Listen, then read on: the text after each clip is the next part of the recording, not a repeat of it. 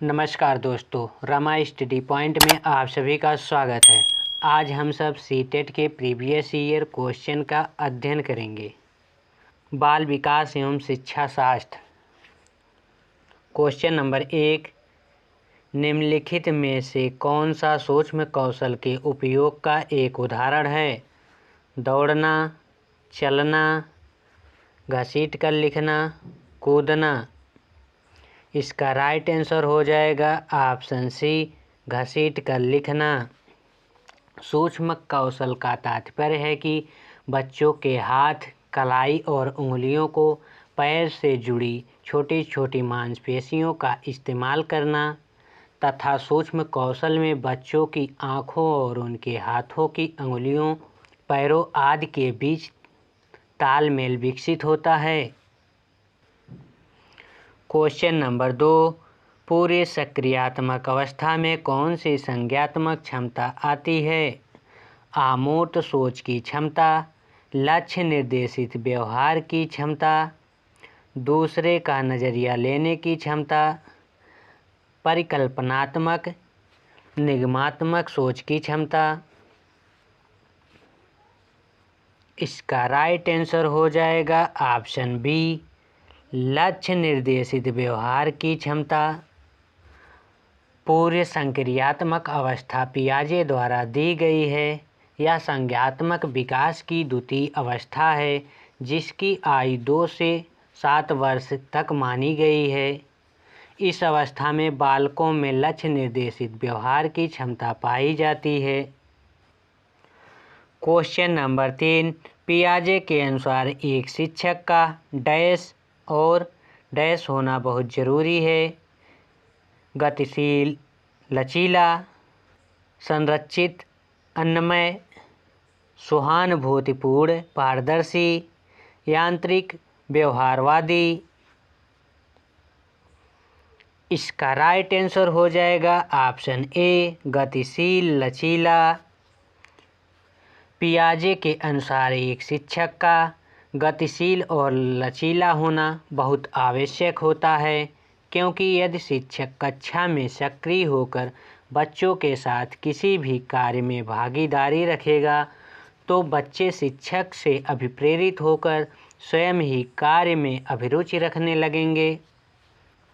Question number 4, लेन Vygotsky के अनुसार निम्नलिखित में से कौन से कारक बच्चों के संज्ञात्मक विकास के सुगम बनते हैं? सांस्कृतिक उपकरण, सामाजिक संपर्क, संतुलन, पुरस्कार। इसका राइट आंसर हो जाएगा ऑप्शन सी, संतुलन। क्वेश्चन नंबर 5, एक समावेशी व्यवस्था में कौन किसकी ज़रूरतों के अनुसार यथोचित संयोजन करता है? अभिभावक स्कूल की ज़रूरतों के अनुसार, स्कूल छात्र की ज़रूरतों के अनुसार, छात्र स्कूल की ज़रूरतों के अनुसार, छात्र शिक्षक की ज़रूरतों के अनुसार। इसका राइट आंसर हो जाएगा ऑप्शन बी, स्कूल छात्र की ज़रूरतों के अनुसार। समावेशी शिक्षा वह व्यवस्था है जिसमें एक सामान्य विद्यालय में अधिकम बालक तथा सामान्य बालक दोनों को एक साथ शिक्षा दी जाती है। क्वेश्चन नंबर 6, वे छात्र जिन्हें डैश है उन्हें पाठ पढ़ने और लंबे अंशों में समझने में लगातार चुनौतियों का सामना करना पड़ता है। परामर्शिकी धात, गुणज वैकल्प, पठन वैकल्प, गतिमान दिव्यांगता।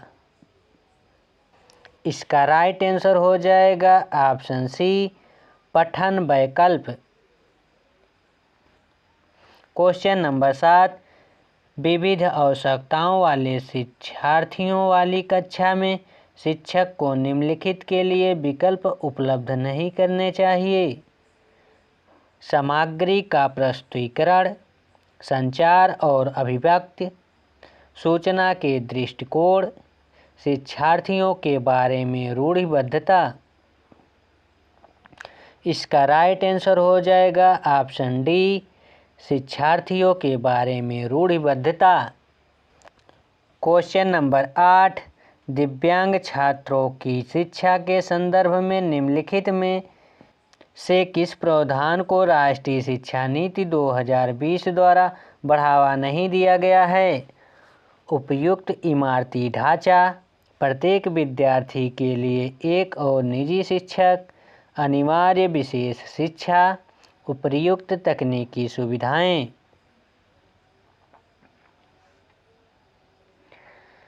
इसका राइट आंसर हो जाएगा ऑप्शन सी, अनिवार्य विशेष शिक्षा। दिव्यांग छात्रों के लिए शिक्षा के संदर्भ में अनिवार्य विशेष शिक्षा एक प्रावधान को राष्ट्रीय शिक्षा नीति 2020 द्वारा बढ़ावा नहीं दिया गया है, किंतु इसमें समावेशी शिक्षा को भी विद्यार्थियों के लिए समान शिक्षा का प्रावधान किया गया है। बच्चे किस तरह सीखते हैं? पढ़कर, लिखकर, सुनकर, क्रिया कर कर। इसका राइट आंसर हो जाएगा उपर्युक्त सभी। बच्चे समाज में रहकर जो कुछ भी देखते हैं या सुनते हैं उसका क्रिया करते हैं, उससे उनका कुछ ना कुछ अधिगम अवश्य होता है। क्वेश्चन नंबर 10, एक शिक्षक को उन गतिविधियों को बढ़ावा देना चाहिए जो हो अस्पष्ट, सांस्कृतिक रूप से उपर्युक्त, अत्यंत जटिल, अर्थहीन। इसका राइट आंसर हो जाएगा ऑप्शन बी, सांस्कृतिक रूप से उपयुक्त। एक शिक्षा को उन गतिविधियों को बढ़ावा देना चाहिए जो संस्कृत रूप से उपयुक्त हो, क्योंकि संस्कृत के अंतर्गत धर्म, विचार, नैतिक विश्वास एवं परंपराओं को सम्मिलित किया गया है। क्वेश्चन नंबर 11, एक शिक्षा को ऐसी गतिविधियों की रूपरेखा तैयार करनी चाहिए जो बढ़ावा दे निराशा, अभिसारी स्तर, अपसारी सोच, मात्र रटन। इसका राइट आंसर हो जाएगा ऑप्शन सी, अपसारी सोच। एक शिक्षक को ऐसी गतिविधियों की रूपरेखा तैयार करनी चाहिए जो अपसारी सोच को बढ़ावा दे। अपसारी सोच चिंतन ऐसा चिंतन है जिसमें छात्र किसी भी विषय वस्तु के बारे में भिन्न भिन्न प्रकार से सोच सकता है। क्वेश्चन नंबर 12, समकालीन सिद्धांतकारों के अनुसार सीखना प्राथमिक रूप से एक गतिविधि है, यांत्रिक, व्यवहारवादी, निष्क्रिय, सामाजिक। इसका राइट आंसर हो जाएगा ऑप्शन डी, सामाजिक। क्वेश्चन नंबर 13, छात्रों के बीच भ्रमित को महत्वपूर्ण है निर्मित करना, पहचानना, अनदेखा करना, प्रचारित करना। इसका राइट आंसर हो जाएगा ऑप्शन बी, पहचानना। छात्रों के बीच भ्रमित को पहचानना महत्वपूर्ण है, क्योंकि जब शिक्षक भ्रमित की पहचान करेंगे तो वह औपचारिक परीक्षा से पहले शेष पाठ्यक्रमों को सत्रों के दौरान उन्हें सुधारने का प्रयास करेंगे। क्वेश्चन नंबर 14, छात्रों में भय का भाव अधिगम में काफ़ी सुधार करता है, अधिगम के लिए हानिकारक है, अधिगम के है आवश्यक है, अधिगम पर कोई प्रभाव नहीं डालता। इसका राइट आंसर हो जाएगा ऑप्शन बी, अधिगम के लिए हानिकारक है। छात्रों में भय का भाव अधिगम के लिए हानिकारक है, क्योंकि जब छात्रों में परिणाम का भय पहले से ही उत्पन्न हो जाता है तो वे अपनी पढ़ाई पर ध्यान या केंद्रित नहीं कर पाते हैं, जिससे छात्र तनावग्रस्त होकर चीज़ों को समझने में असफल रहते हैं। क्वेश्चन नंबर 15, निम्नलिखित में से कौन सा विकल्प छात्रों को महारत हासिल करने हेतु सीखने के लिए प्रेरित करेगा? योग्यता की चाह, प्रसिद्धि की चाह, धन की चाह, सस्ता की चाह। इसका राइट आंसर हो जाएगा ऑप्शन ए, योग्यता की चाह। क्वेश्चन नंबर 16, तरुण भारत संघ एक ऐसी संस्था है जो जल के संरक्षण के लिए कार्य करती है। इस संस्था के प्रधान निम्न में से एक हैं: मेधा पाटकर, सुंदरलाल बहुगुणा, राजेंद्र सिंह, पीसी जोशी। इसका राइट आंसर हो जाएगा ऑप्शन सी, राजेंद्र सिंह। तरुण भारत संघ भारत की एक गैर सरकारी संस्था एनजीओ है।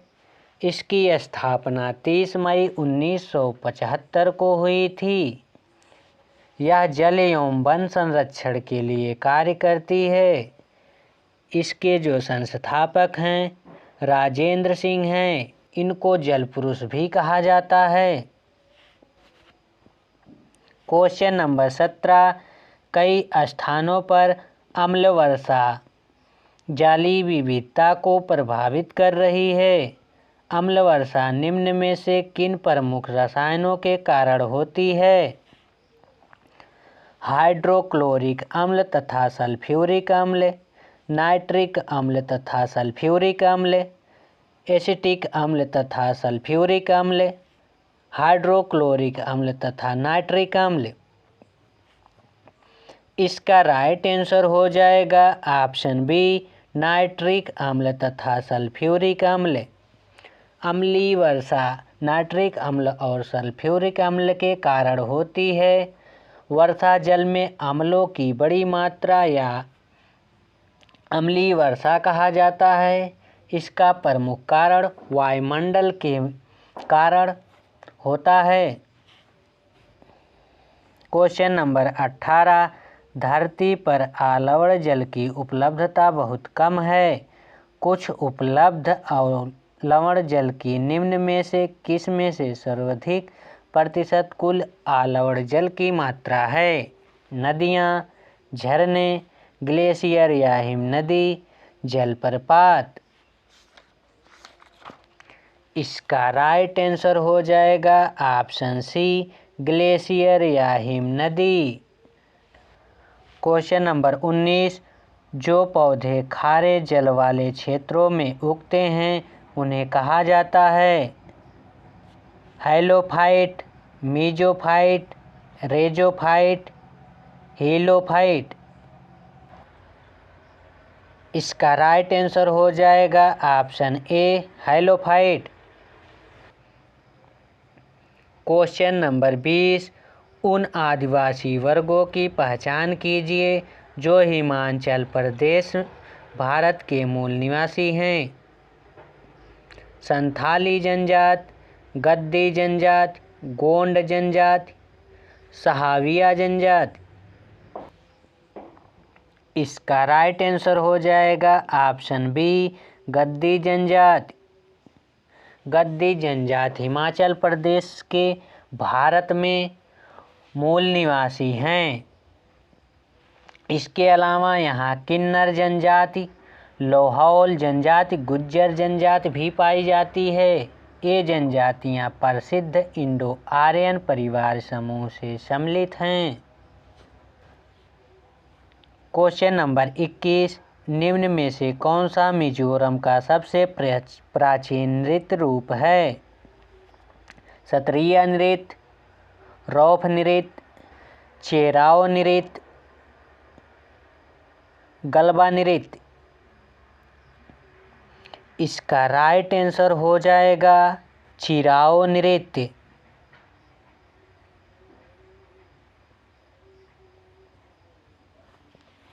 क्वेश्चन नंबर 22, भारत का सबसे बड़ा रेल मार्ग कौन सा है?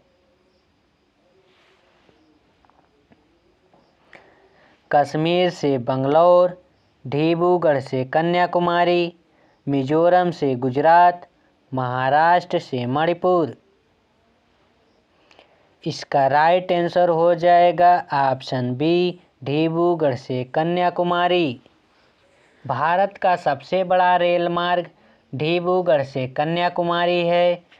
इसकी कुल लंबाई 4233 किलोमीटर है तथा विवेक एक्सप्रेस इस पर चलने वाली भारत की सबसे लंबी दूरी तय करने वाली ट्रेन है। क्वेश्चन नंबर 23, कल्पना चावला का निधन अंतरिक्ष यान में किस वर्ष में हुआ? 2000, 1998, 2006, 2003। इसका राइट आंसर हो जाएगा ऑप्शन बी, 1998 में। कल्पना चावला भारतीय मूल की अमेरिकी अंतरिक्ष यात्री के दौरान उनकी मौत 1 फरवरी 2003 को अंतरिक्ष यान से वापस लौटते वक्त हुआ था। क्वेश्चन नंबर 24, निम्नलिखित में से कौन सा प्राथमिक स्तर पर ईवीएम का एक थीम है? इसका आंसर आप सभी लोग कमेंट बॉक्स में करेंगे। जय हिंद दोस्तों।